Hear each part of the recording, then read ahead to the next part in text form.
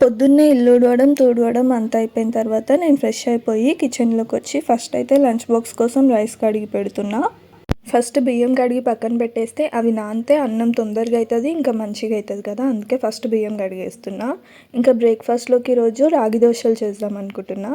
ఇది నేను యూట్యూబ్లోనే చూసి ట్రై చేస్తున్నా. రాత్రి రాగులు బియ్యం నానబెట్టుకొని ఇంకా పొద్దున్నే దాన్ని మిక్సీకి వేసి దోశపిండిలాగా కలుపుకొని పక్కన పెట్టుకున్నా. ఈలోపు చట్నీ ప్రిపేర్ చేస్తున్నా. చట్నీ కోసం ఫస్ట్ పల్లీలు వేయించుకొని పక్కన పెట్టేసుకొని తర్వాత టమాటా పచ్చిమిర్చి వేయించుకుంటున్నా. ఇంకా అవి చల్లగయ్యేలోపు దోశలు వేసేద్దామని ఫస్ట్ అయితే దోశ ప్యాన్ మీద కొంచెం ఆయిల్ వేసి ఆనియన్తో రుద్దితే దోశలు మంచిగా వస్తాయంట.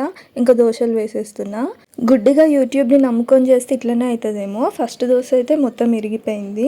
ఇంక ఇట్లా కాదని చెప్పి ఇంకా నెక్స్ట్ దోశ పైన మూత పెట్టి చేసిన, అప్పుడు మంచిగా వచ్చినాయి. దోశలు వేయడం అయిపోయిన తర్వాత మా మమ్మీ కోసం ఉప్మా వండుతున్నా. సో ఈరోజు మార్నింగ్ ఇట్లా అయిపోయింది.